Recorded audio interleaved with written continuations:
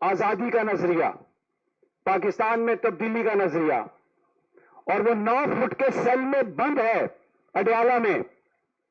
دوسری طرف چور ہیں، ڈاکو ہیں جو اپنی ڈکیتی کو نظریے کا نام دیتے ہیں. لیکن اگر اس ملک میں ریزسٹنس کا، مزاحمت کا کوئی باب لکھا ہے جس کو تاریخ یاد کرے گی، جس کو بچے اپنی کتابوں میں اپنی تحریروں میں لکھیں گے، شاعر جس کو اپنی شاعری کا موضوع بنائیں گے، وہ عمران خان ہے. مجھے کوئی اس حوالے سے ابہام نہیں ہے. آپ جانتے ہیں کہ پاکستان کا مسئلہ کیا ہے اور اس کو حل کیسے ہونا ہے. 2-3 آبزرویشنز ہیں آج کی اس کانفرنس کے حوالے سے. ایک تو میں یہ بڑے افسوس سے کہتا ہوں کہ میڈیا، پاکستان کا میڈیا اس وقت اس کا جو کردار ہے وہ بہت شرمناک ہے. یہ خبر دینے کی بجائے بیانیہ بنانے میں مصروف ہے، اور بیانیہ ایسا بیانیہ جس میں لوگوں سے یہ کہا جائے کہ وہ حق سچ کی بات نہ کریں، وہ چور کو چور نہ کہیں، وہ ڈاکو کو ڈاکو نہ کہیں، بلکہ سر جھکا کے غلاموں کی طرح جیئیں. یہ پاکستان کا میڈیا بیان کر رہا ہے.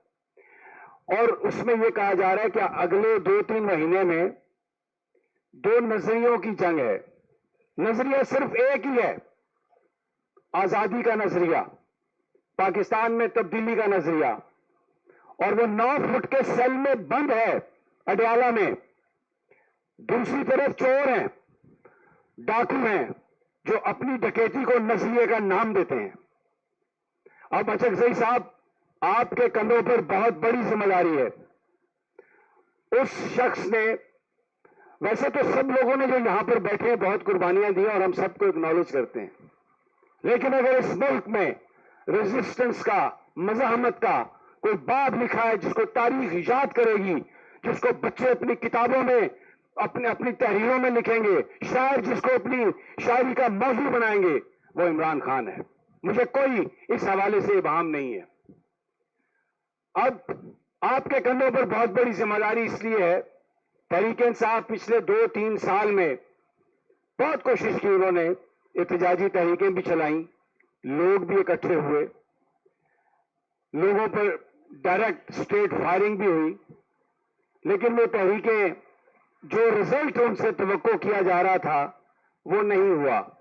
میری کوئی اتنی ہمت نہیں ہے، نہ میری اتنی اوقات ہے کہ میں کہوں کہ یہ کوئی سازش تھی، یا میں کہوں کہ یہ کوئی کج فہمی تھی، یا میں یہ کہوں کہ کوئی حکمت عملی بہتر نہ تھی. لیکن نتیجہ یہ ہے، جو باہر ہے وہ عیاشی کر رہے ہیں کچھ ان میں سے، باقی اس میں کوئی شک نہیں کہ سفر بھی کر رہے ہیں، اور وہ ابھی اندر ہی ہے. تو آپ کو یہ ذمہ داری کہ آپ تحریک کی قیادت کریں، آپ ایک پلان بنائیں، یہ بہت بڑی ذمہ داری ہے. کیونکہ پاکستان کے لوگ آج بھی کروڑوں لوگ اڈیالہ جیل کی طرف دیکھ رہے ہیں، ان کو کسی اور پر اعتماد نہیں ہے. لیکن میں یہ کہوں اچکزئی صاحب، آپ ایک بہت قابل اعتبار آدمی ہیں. آپ کا جو ماضی ہے وہ اس بات کی گواہی دیتا ہے کہ آپ نے حق سچ کی جنگ لڑی ہے، اور آپ اتنے بہادر ہیں کہ آپ کسی خطرے کے، کسی خوف کے بغیر ہر کام کر سکتے ہیں، ہر بات کر سکتے ہیں.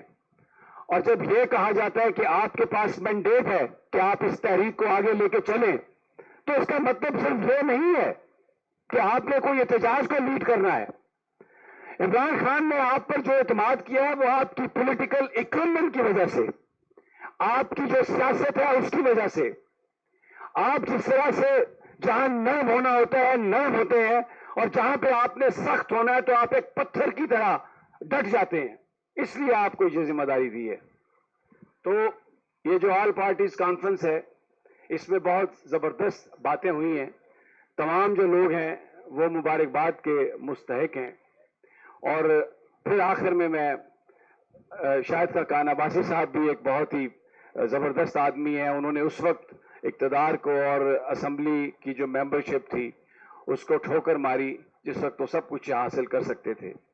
بہرحال اس امید کے ساتھ کہ اچکزئی صاحب، اللہ تعالیٰ آپ کو اس نئے مشن میں کامیاب کرے، اور یہ جو آل پارٹیز کانفرنس ہے اس کے بعد آپ ایک ایسی اسٹریٹجی بنانے میں کامیاب ہوں جس میں یہ ملک آگے بڑھے. بھلے وہ احتجاج سے آپ حاصل کریں, بھلے وہ گفتگو سے آپ حاصل کریں, جو بھی طریقہ آپ مناسب سمجھتے ہیں, یہ قوم بھی آپ پر اعتبار کرے گی, اس لیے کہ عمران خان نے آپ پر اعتبار کا اظہار کیا ہے. شکریہ. بہت شکریہ سمیع بھائی. نیکسٹ ہمارے اسپیکر ہے